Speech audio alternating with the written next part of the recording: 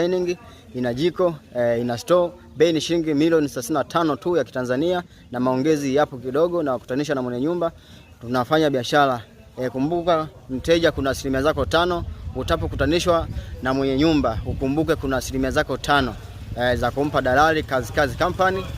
Wai chap umiliki mjengo huu kwa thamani ya shilingi milioni 35 tu. Mazingira kama unavyoyaona, majirani kama wao unaoona, majirani ni kibao kabisa. Yaani nyumba iko mjini.